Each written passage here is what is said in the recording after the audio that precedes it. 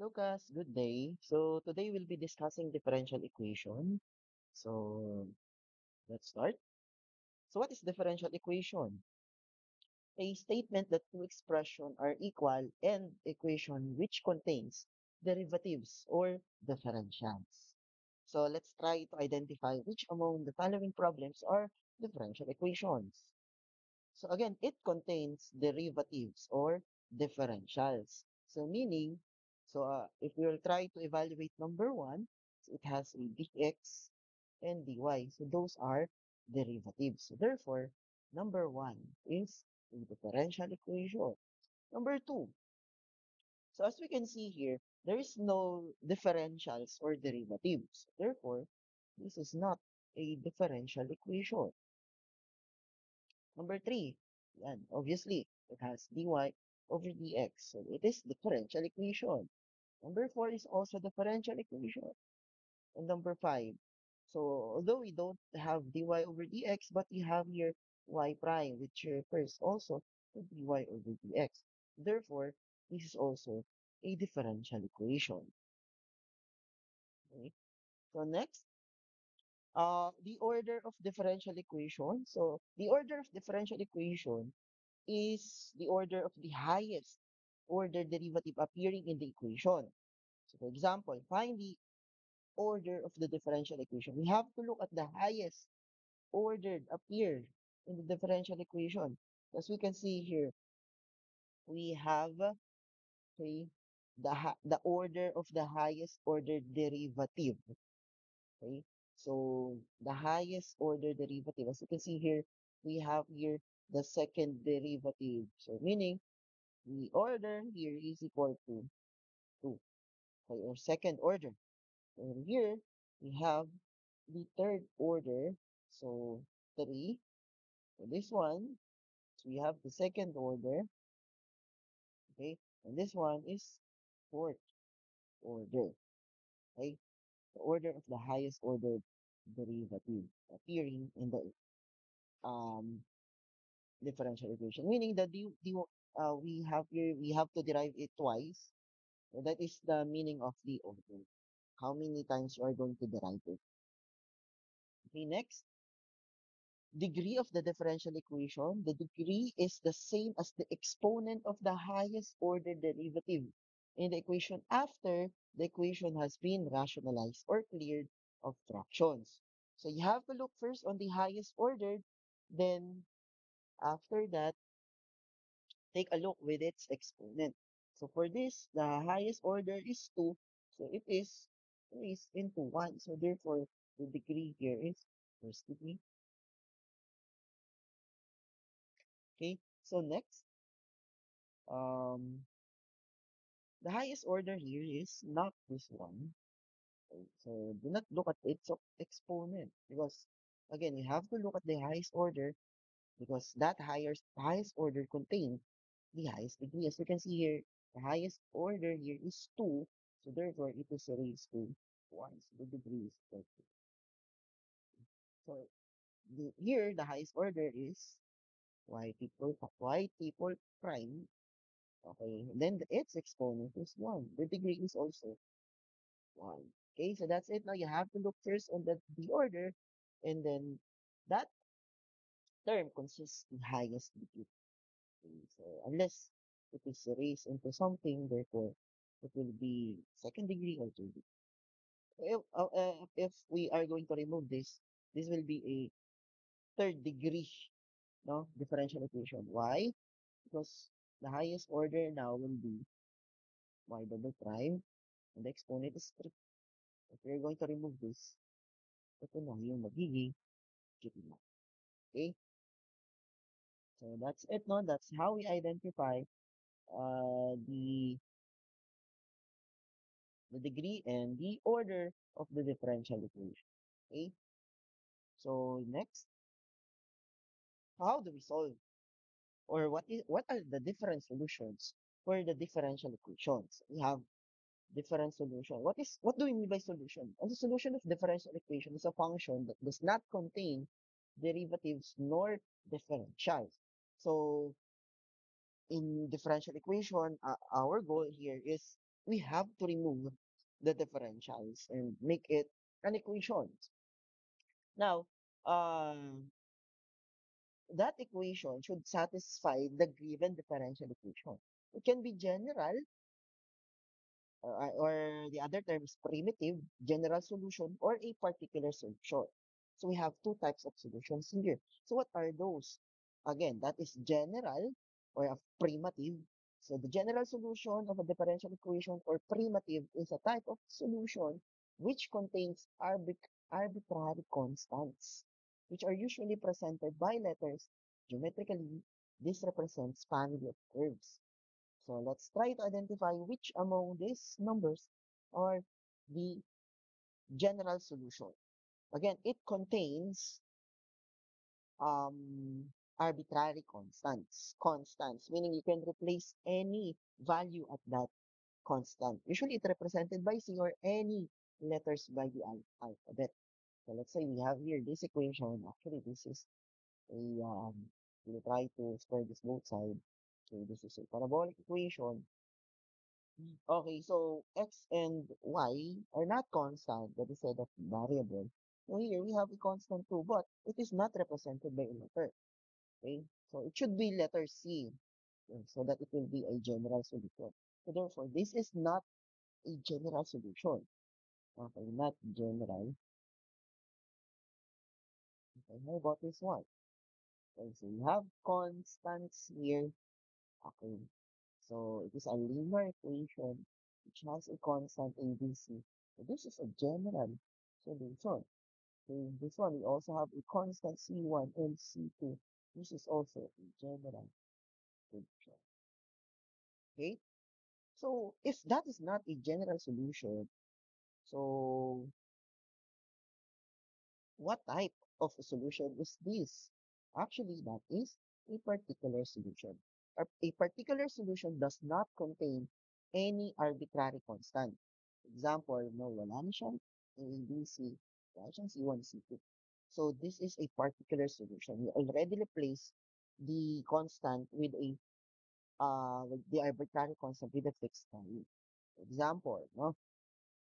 So for this problem, we are going to determine which of the following equations is a particular solution. Of course, it should not contain any arbitrary constant. So since this one contains, and they are arbitrary, so meaning this is not a particular solution. Instead, this is a general solution. No?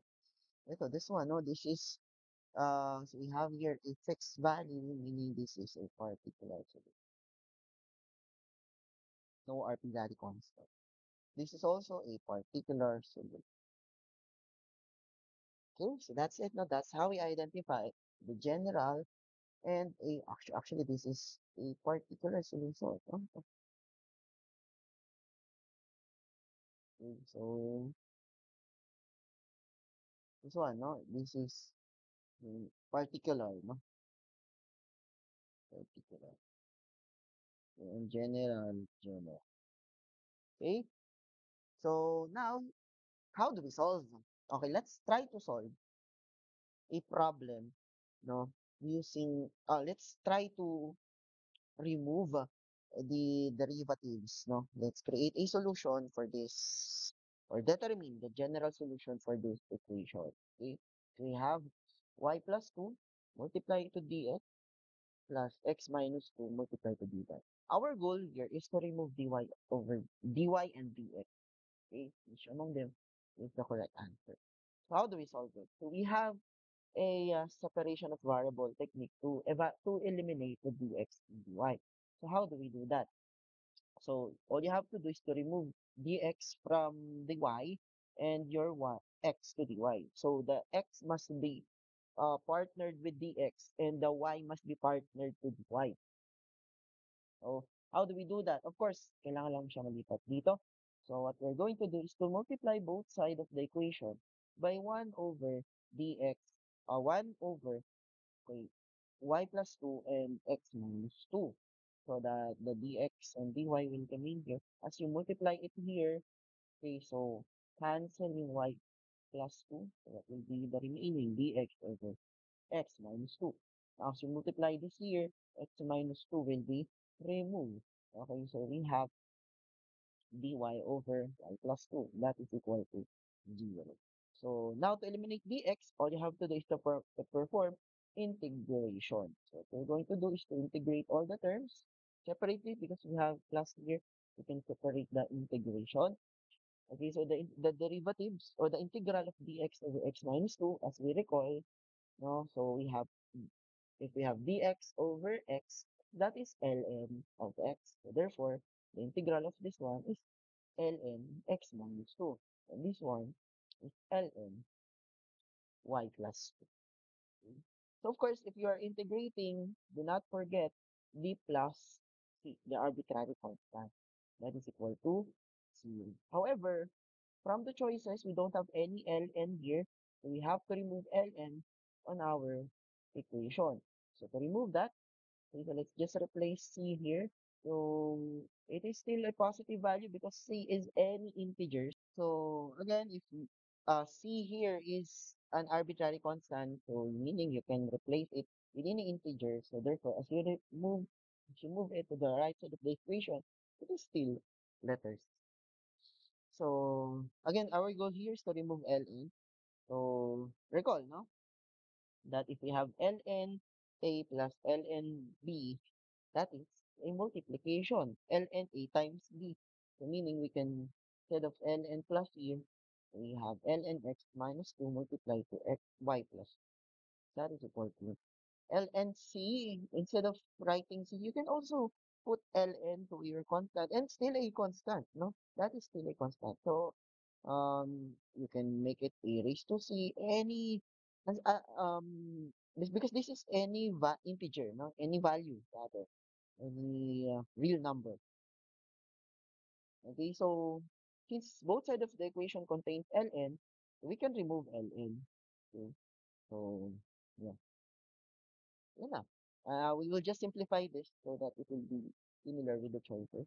So by FOIL method, we have x times y, then 2x, xy, 2x, and then negative 2y, and then negative 4. That is equal to c. Oh, wala siyang 4 sa proportions, no? You can see here, okay, can find any 4 because 4 is also a constant. So meaning we can just put it doon sa C. We can just combine them into one constant. So meaning this is now our final answer. Okay, so that is letter, yeah, letter. That is a general solution. Again, a general solution contains an arbitrary constant. Now, how do we create a particular solution? Particular solution is very particular, no, to that equation. So, meaning there must be a condition so that you can create a particular solution. So, for example, no, this is incomplete, no. If you want to incomplete question, if you want to create a particular solution, so, hindi siya kompleto na tanong. If you want to get a particular solution, there must be additional condition. So, for example, you are going to add this, okay, to your question. If x is equal to 1, and then y is equal to 2, find the particular solution. No? So, ganun yung question. If the question is very particular, no? Now, how can we solve the particular solution? First, you have to identify na the general solution. After that, you have to solve the value of c. Okay? So, substituting this 1 and 2 to the given function or equation. So, 1 is x2, then plus 2 times 1, and then 1, 2 times 2. So, you can now solve the value of c. The value of c here is 0. Meaning the particular solution, just substitute C from the general solution. So the particular solution is this one. Now, if the question is particular solution, but again, you must need first a condition. Now, let's try to apply separation of variables to some differential equation word problem. Okay, let's have the Um, anyway, we still have another problem here. Let's solve this first. Number three, before we jump into the application or problem. Find the general solution of xy dx plus x plus 1 dy.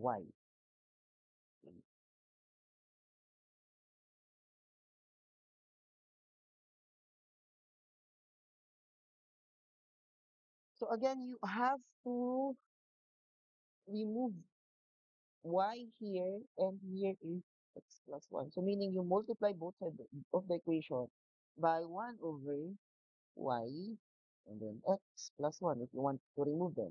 So you just retain this x because this is already paired with dx. Now multiplying this term, so cancel yung y.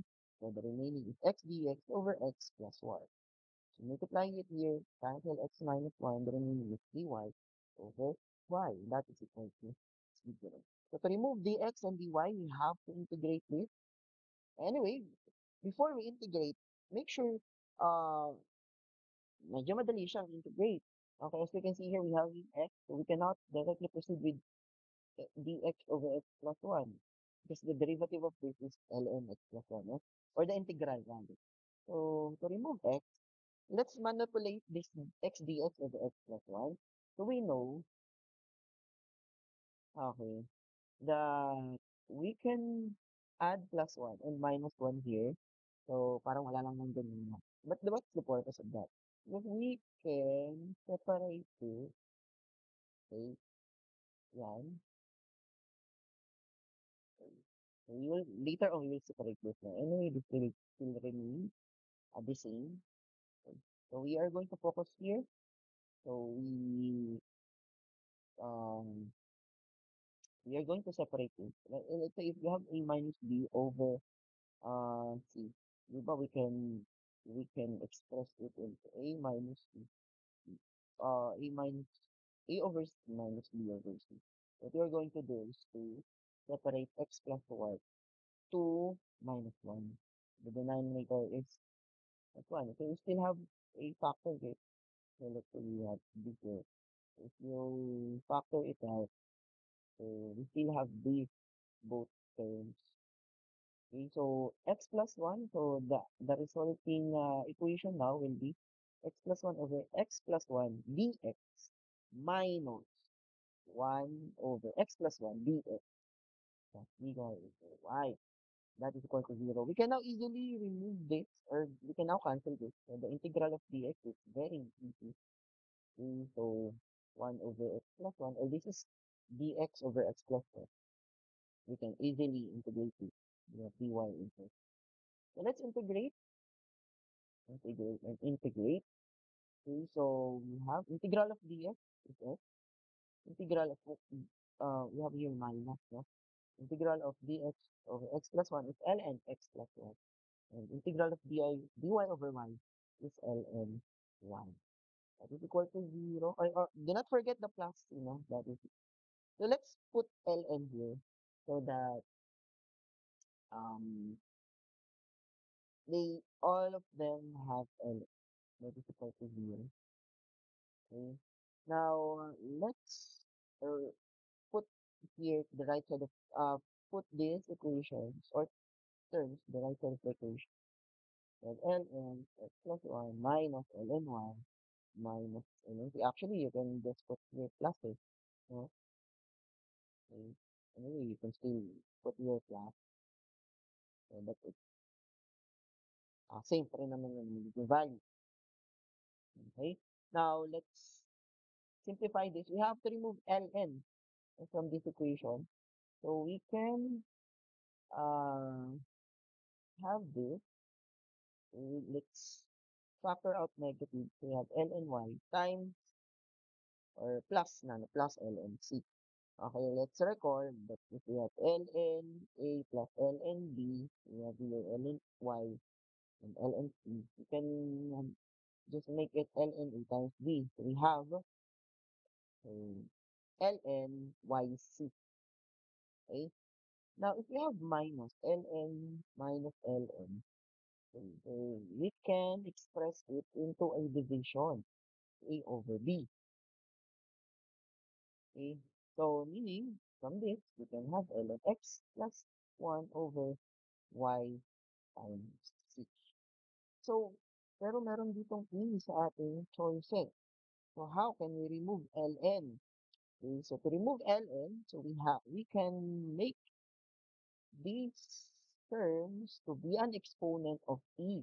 So, e raised to x is equal to e raised to ln of this one.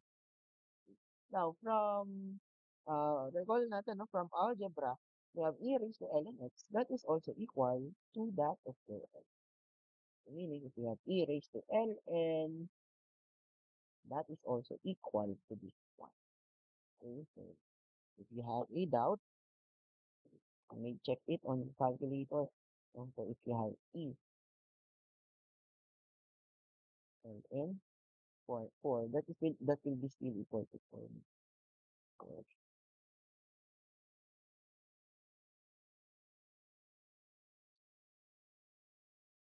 So meaning we have here um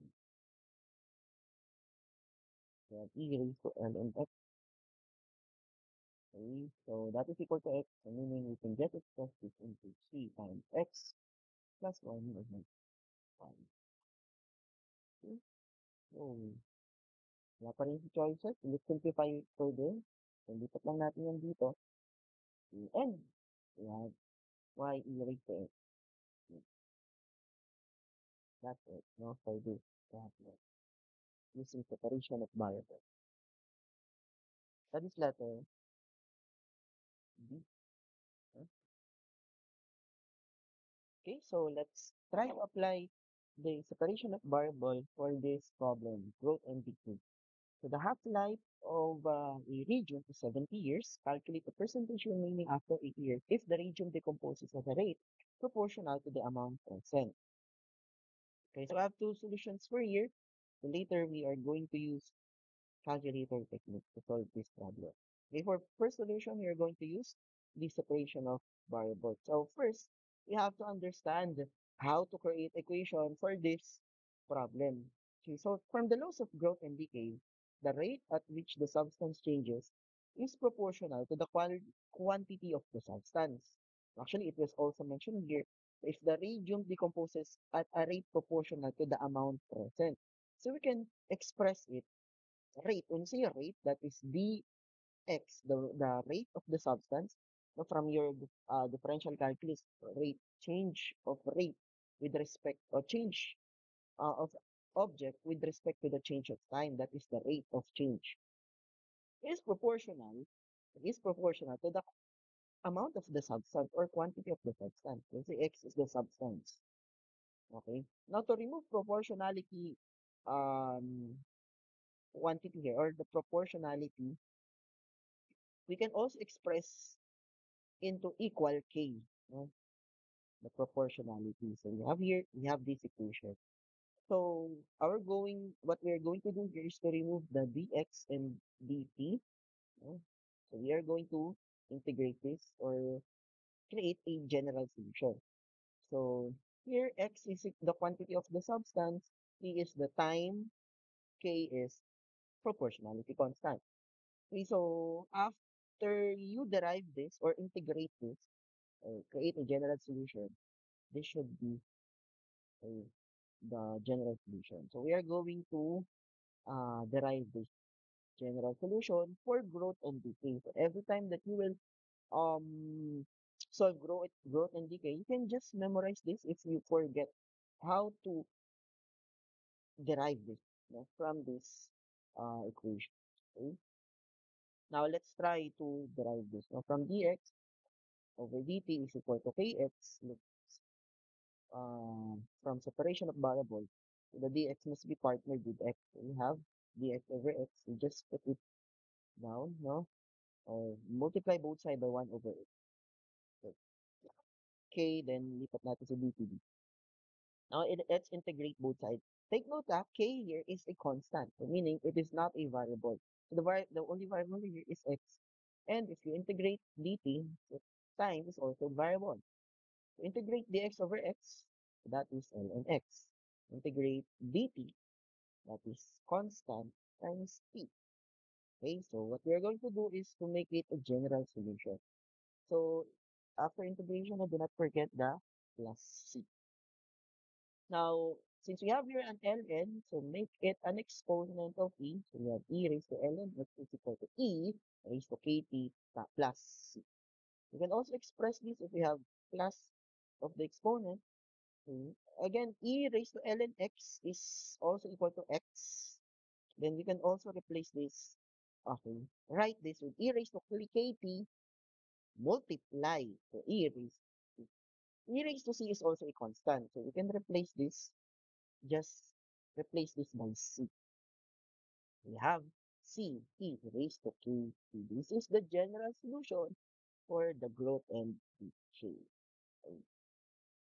Yan. So how do we solve this problem? Having this general solution. Okay, so let's solve, using this general solution for growth and decay. For us to come up with a particular solution, you need the condition. What are those?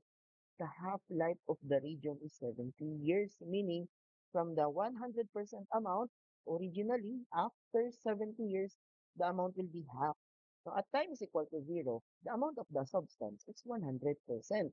You can use this to substitute to your equation as to solve some constant. Actually, we have two constants here, K and C. So, or 100% of the original amount substance or equal to 1. No? So, at x is equal to 1, so we substitute we raise to k times 0. Mm. E 0 is equal to 1, so we need c is just equal to 1. Okay, so we have x is equal to e raised to kt. Actually, already a particular solution. But we have to determine first that yung K, a particular solution for this problem. So K, how do we solve K? We need another condition. So we use the life of the substance, the original life of the substance. We haven't used this 70 years. After 70 years, so the quantity of the substance is only 50%. So we use this to the particular solution. We substitute. Okay, so a substance of 0.5 is equal to E raised to K natin is unknown. And then time is equal to 70 years. So solving for K, solve for K, E is a value, no, from your calculator. No? So 0.5 E raised to K times 70. So natin, so usually it is a very small number. Okay, so that is equal to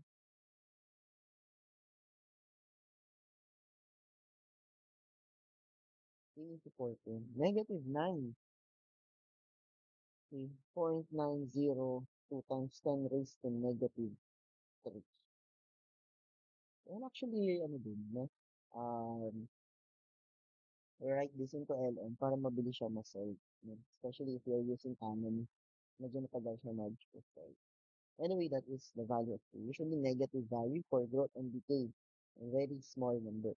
Okay, so we have this equation, x is equal to e raised to k times a. So we can now solve the value of substance at any time t. For this, we are asked to solve the value of substance at 80 years.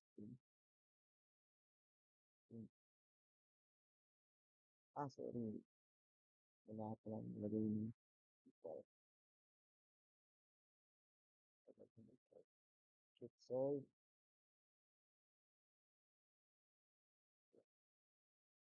Okay.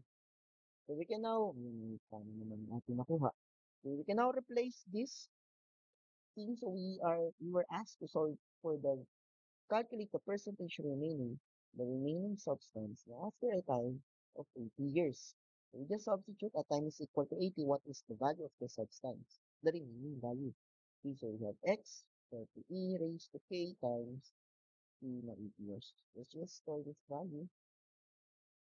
We have e raised to 20 times 20. The answer here is 45. In percentage, 45.286%. So that is letter C. Okay. So what is the other solution? For other solution, we can use mode 3.5. So mode 3.5. Take note, mode 3.5 is exponential. Mode 3, you know, exponential form. In exponential form, that is arranged on y is equal to e raised to x. So it is similar to your equation, e raised to time, meaning your x here refers to time. Okay. And then y refers to the value of the substance. So you just need here two inputs. What are those? So the initial value, okay, the initial time, so 0. Just need the initial time and the initial amount of the substance and the half-life time and the half-life amount of the substance. So those two input, no, yun yung kailangan nito. So 0 and 70 for it. And then for the amount of substance, 150. Now, since we are after, for the amount of the substance, we need the y hat. Okay, so this is for Casio. However, we are going to use common. So shift is already did it in regression. So let's just delete this to CA, and then up regression. We need the y hat file. Okay, so since you want to get the amount of the substance after 80 years, just put 80 here. Y hat refers to the amount of the substance. 80 is the time. Answer to 45.286. Okay, so you may use mode 35 your calculator. No? Instead of shift, no, for Canon, use apps.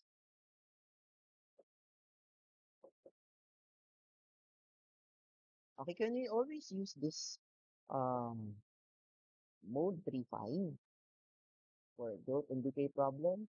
The answer is no, because it is only applicable for if a radium decomposes at a rate proportional to the amount present.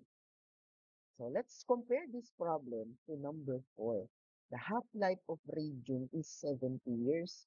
Calculate the percentage remaining after if decomposes at the rate proportional to the square root of it, not to the amount present, to the square root of the substance. So meaning, this is no longer equal to this general solution. Dapat kasi to the amount present yung mababasa nyo. Okay? Kasi derive yan doon. Ginawa natin earlier. So we have to derive another equation. And mode 3, 5 is no longer applicable. Okay, so if you try to derive, let's say R is the radian, the rate of the change of radium is proportional to the square root of the radium. Square root of R, not R, no? Kapag proportional sa R, parehas lang yun sa kanila. No? Proportional to the amount present. I think hindi eh. Proportional to the square root of it. So we have to derive this. So dr here. So instead of having proportionality equation here, so let's replace this with equal to proportionality constant. So by separation of variables, we have to group R with dr. So dito yun na lang natin lagay yung D. R here is the quantity of the radium anytime T. T is the time, and K is the proportionality constant. So let's use separation of variable. So we group square root of R to the dr. We have KD. So to remove dr, instead of square root of R, we can put it into the numerator. We have R raised to negative 1 because R square root. Square root is equals to raised to 1 half, no? So by putting it on the numerator, it will be negative. equal to k dt. So, integrating both sides of the equation, integrate ng r squared. R is a negative 1. So, plus 1 yun, di ba? So, negative 1 half plus 1, okay, that is 1 half. Okay, over negative 1 half plus 1. Negative 1 half plus 1 is 1 half.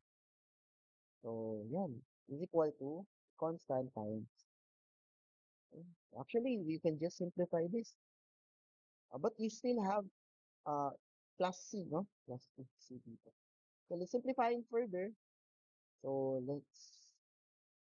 so this is a denominator, so it will be also equal to 2 pag nasa numerator na siya, no? So, negative 1 na plus 1 is 1 half. So, kp plus c. Okay, so this is now your general solution. You can just simplify this further, pero okay na to, no? So, this is our general solution. We have to solve C for it to become a particular solution, and then afterwards, K pa, solve pa natin, no? So, we need a condition to solve the C and K. What are those? Of course, the half-life, and then first is the initial value, no? The initial value at time is equal to 0. The value of radian is 100%. 100 pa or 100 na lang natin, no?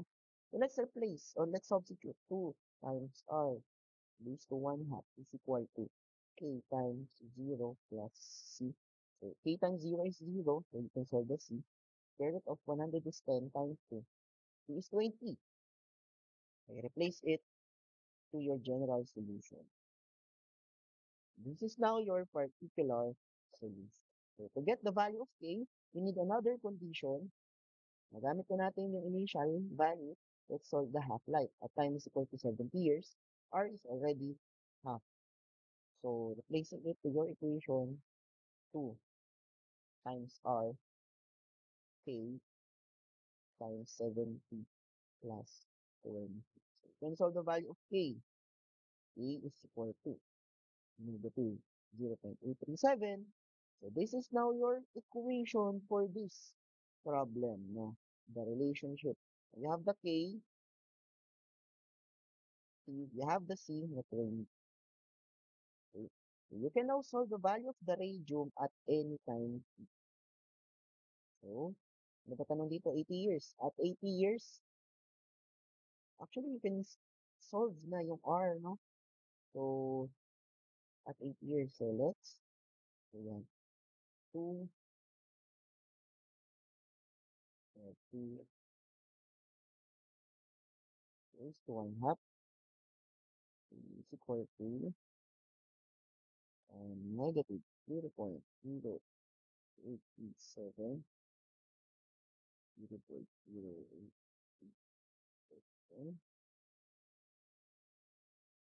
plus 20. Solve natin. So, we are required time pala is equal to 80 years. So, solve natin. At time is equal to 80, what is the value of R? Ayan. So, ganito, nasa 40 siya. So, R is 44.258. May discrepancy lang kasi we were not able to store this value. So, that is 44.25. Pero you can still, simplify this equation. Okay. So, we just simplify the equation. And from this, you simplify. So, the exact, the value is, yes, no? 249, di ko na na-store yung 0.08. R, now is letter A's.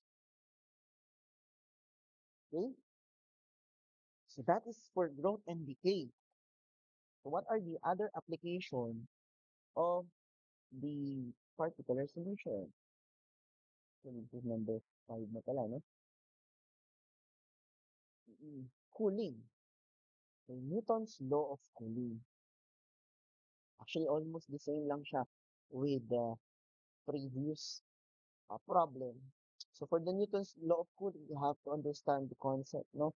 Sabi dito, the rate, kahit di siya banggitin sa problem kasi automatic, no? Pag may ganito ka, body and air, will cool down, no?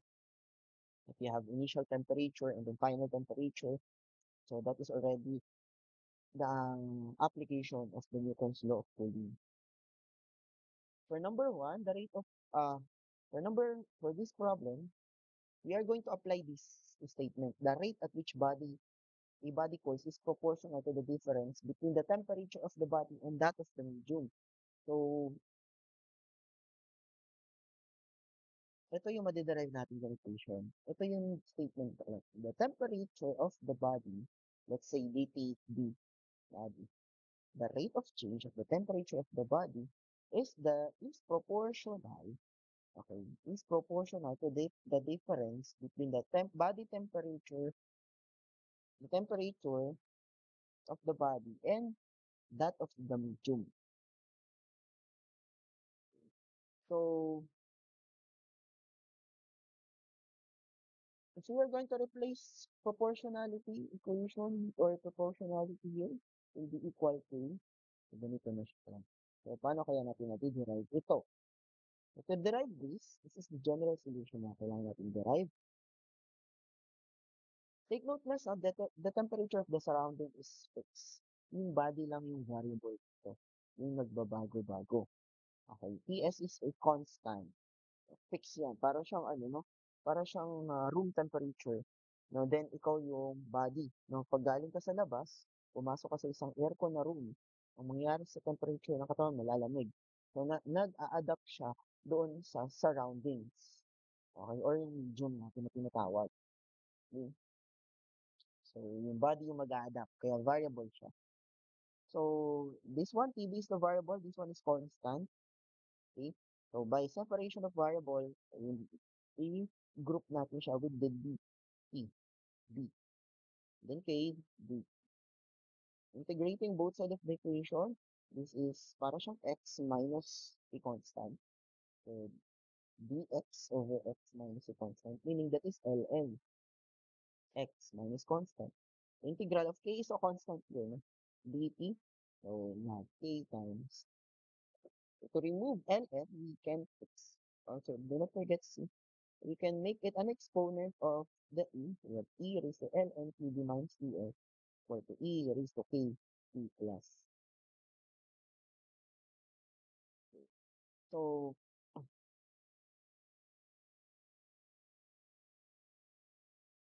ayan.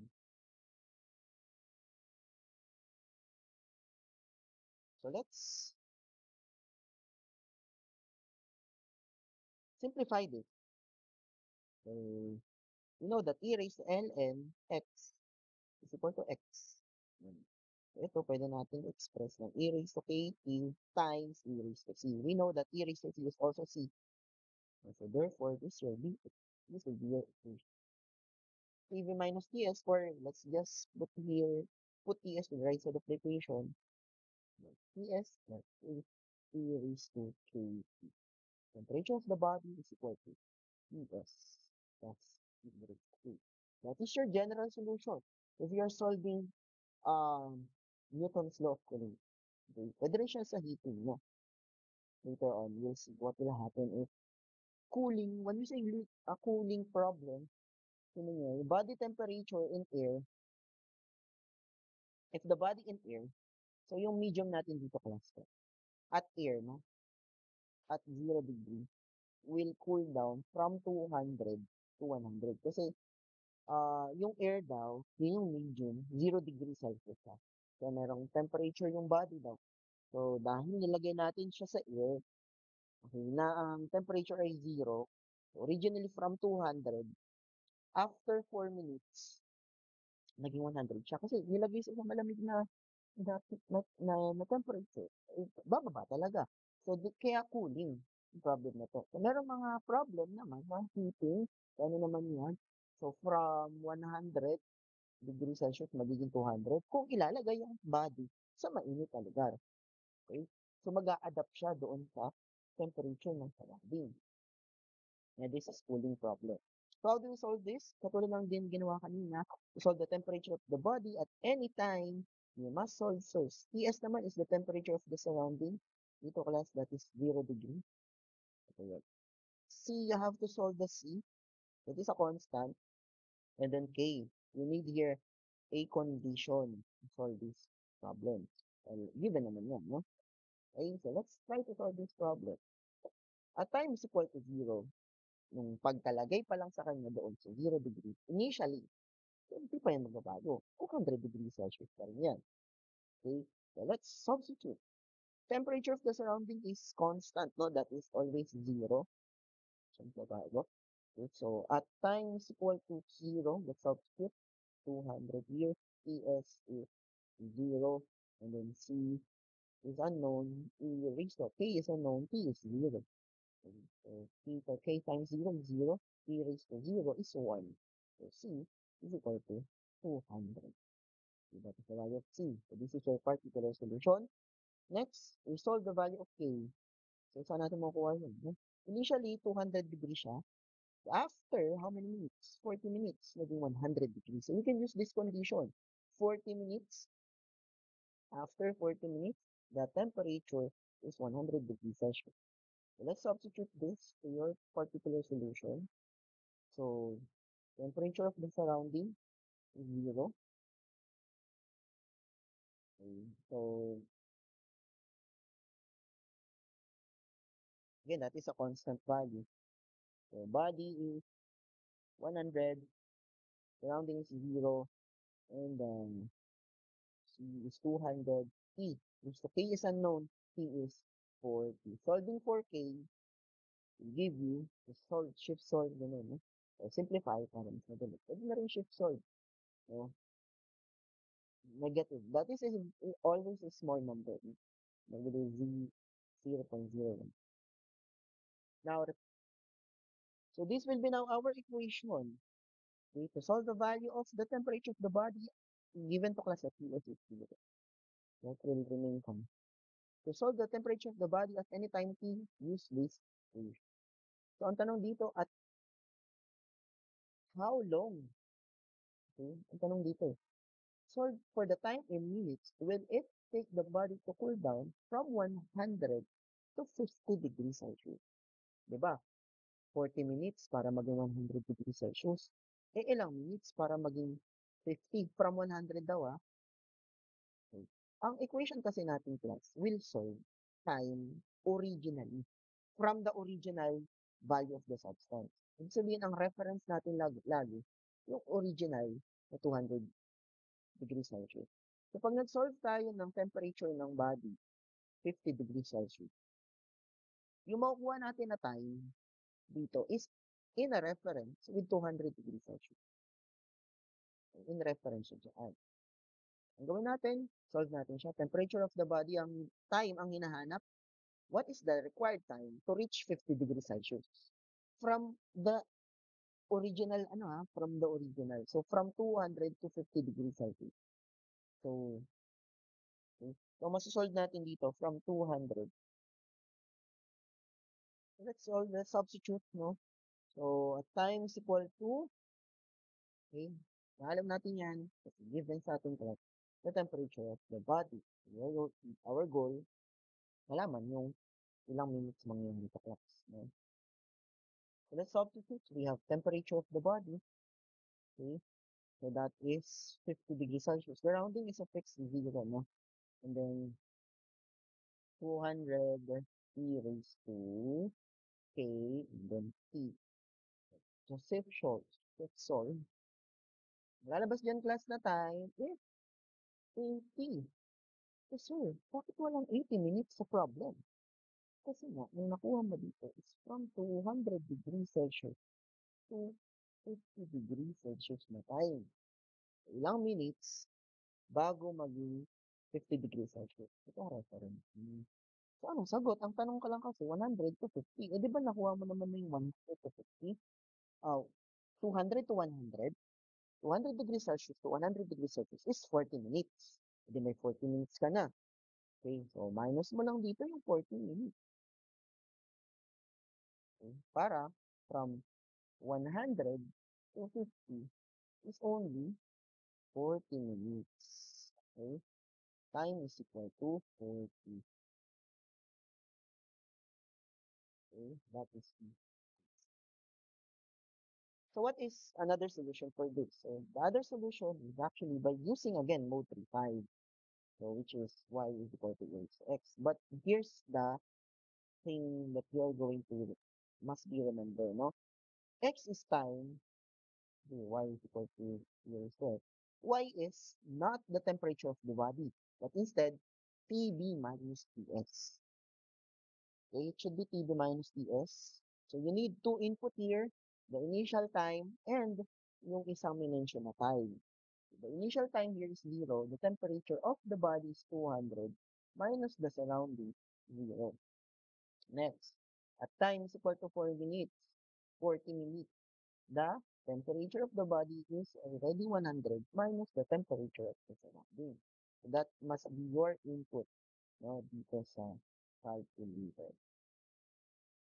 Okay, so let's calculate this. So mode, again, mode 3, 5. Yeah. Mode 3, 5 there. 0, 40. Then 200 minus 0. 100 minus 0. So, gawin lang natin is CA. Kailangan natin ma-solve class. Ang X, yung kailangan ma-solve kasi you are after for the time. No? So, regression. So, you need the X hat. And then, lagyan mo lang dito si temperature ng body minus temperature ng surrounding. Ang goal mo class is temperature ng body minus temperature ng surrounding. That is 0. So, 50 degrees Celsius, ano yung time doon? Mula sa 200 degree so parehas sa mukha dito. 18 minutes. Minus mo na lang yung 40 kasi ang tanong 100 to 50. Pero ang question dito class, no? The question here is from 200 to 50 degree, what is the time required, no? From 200 to 50. Ang answer mo 18 minutes. Eh ang tanong lang kasi 100 to 50 minutes. 100 to 50 degrees. So yung ano lang, 40, ma-minus mo dito yung 40. Okay, so yun. Again, that is will be x hat 18. So 40 minutes now for this question.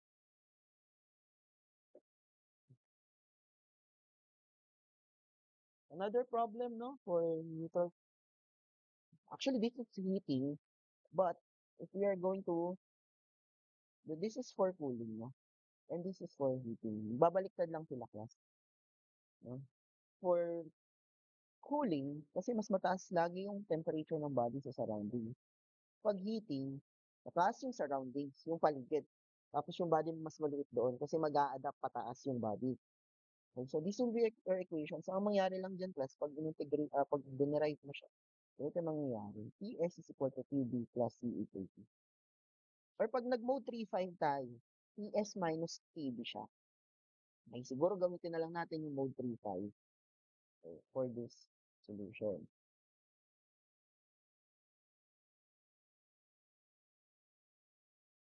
Okay. So, ganito lang yung dito. Gamitin natin, no? A thermometer reading. So, you have to understand kung alin dito yung temperature ng surroundings at temperature ng body. A thermometer reading 18 degrees Celsius. Originally, this is the TB, temperature ng body at time is equal to what? 18. At time equal to 0. Temperature is um time is equal to 0. The temperature is 18 degrees Celsius. Body yan eh. Okay, next, at time equal to. So, dinala daw siya sa room temperature. Sa room. So, ibig sabihin, temperature ng surroundings mo is, tandaan na, mas mataas lagi yung surrounding doon sa mga temperature ng body. Temperature ko ng surrounding yan. Or ng medium. Okay, at time, 1 minute, tumaas na yung temperature ng body kasi dinala siya sa room temperature ng 70 degrees eh. Okay, so naging 31 degrees. Ang tanong, so at time is equal to 5. After it is brought into the room, so mula umpisa, so wala tayong problema dito, wala nang minus. So ano daw yung temperature ng body? So, gamitin natin class yung mode 3, 5. So, para mabilis. Mode 3, 5. Sa x, ang nilalagay is time, 0, tsaka 1, and 2. Dito, class, is TS minus TB kasi mas malaki na yung TS sa TB. Mag-negative kasi hindi pwede yun. So, dapat 70 minus 18. Okay? Tapos ito, 70 minus 31. So, ang kinukuha natin class TB, so y hat yun. So, solve natin. Up, regression, y hat. Lagi natin hinahanap is 5 minutes. Tandaan class ha, hindi pa to temperature ng body ha. Tinatanong kasi dito, what will be the temperature after it is brought 5 minutes after, no? Hindi pa to temperature ng body makuha. TS minus TB ang nakuha dito class. So, ang nakuha natin sagot ay 12. Ano yan ha? Um, TS minus TB. 12 something na nakuha natin. Ayan, 12.4. TS minus TB yun. So, alam mo yung TS minus 70. Eh, so natin to. So, temperature na nakuha natin, or ito yung nakuha natin from y hat. So, equal yan sa TS minus TB. TS minus temperature ng body. So, ito na yung temperature ng body. So, that A, yung nakuha. So, 57 yung sagot. Yan. Okay? So, same lang din doon sa ano, sa Newton's law of heating, mode 3.2, mode 3.5 rather, so pati sa growth and decay na problem. Okay. Ayan. Answer. Okay. So if you have any question no, regarding this topic, you may message me on email. Okay. Thank you guys. Okay. So just focus no doon sa Newton's law of cooling and heating, and then doon sa separation of variables for the topic of differential equation. Okay. So that's it no, for the differential. Thank you.